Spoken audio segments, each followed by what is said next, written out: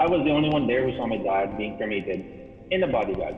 They didn't even allow to open the body bag because you can't do that because people might get infected. And the next time I got to hold my dad was in an urn. I think everything was just surreal. Everything was new. Things aren't normal anymore.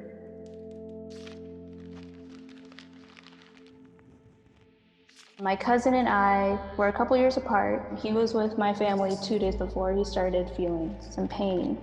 So after he passed away, everyone was like, everybody is obsessed with a curve, the curve of infections or the curve of mortality and mortality rates and this and that. But those numbers represent people. And in my case, one of those numbers was my dad. There was a mini ceremony and it was my cousin filming it and he's like 10, 11. So just the camera like... We had to be 2 meters apart from each other.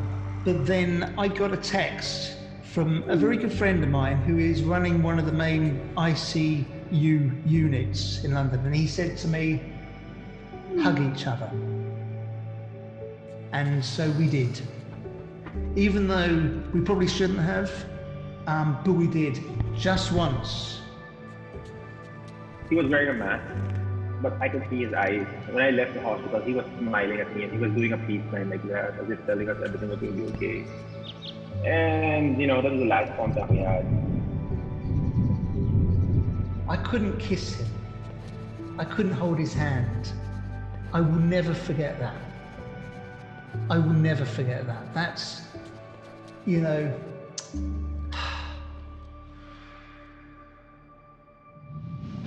So I actually haven't watched the funeral yet because with the camera movements, I was like, this is too much. And then like my emotions, I was like, I'll watch it a different time. But I'll watch it eventually. My coping mechanism is to work. It's very difficult to do anything else, actually.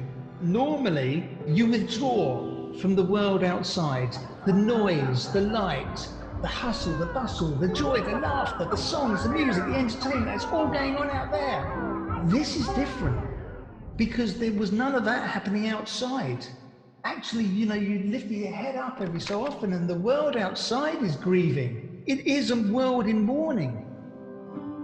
When things go back to normal again, like how I go to school and I'm waiting for my dad to give me my allowance, or when the bills come and I wait for my dad to pay for the bills, or when it's time to do the groceries, those are all of the things that my dad does. Eventually, I start looking for him.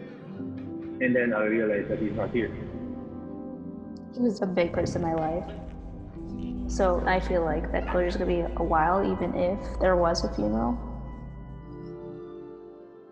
Don't worry about feeling confused.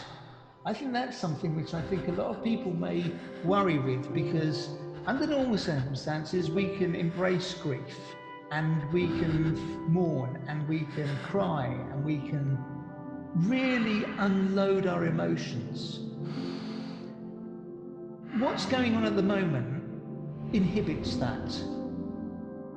I don't know if you've heard about the testimonies of the victims of coronavirus who survived. They tell you it's a very long, tedious, and lonely process. I can tell you that the relatives of those people also feel lonely. So if you have relatives who died of coronavirus, you're not alone. Find refuge in the things around you. I know it's going to be very hard, but you have to be strong. People have to realize that even if they're in isolation, even if they've lost relatives, even if they can't see their friends, their families, they are not alone. They're not alone. There's hope for this. And just find refuge in each other.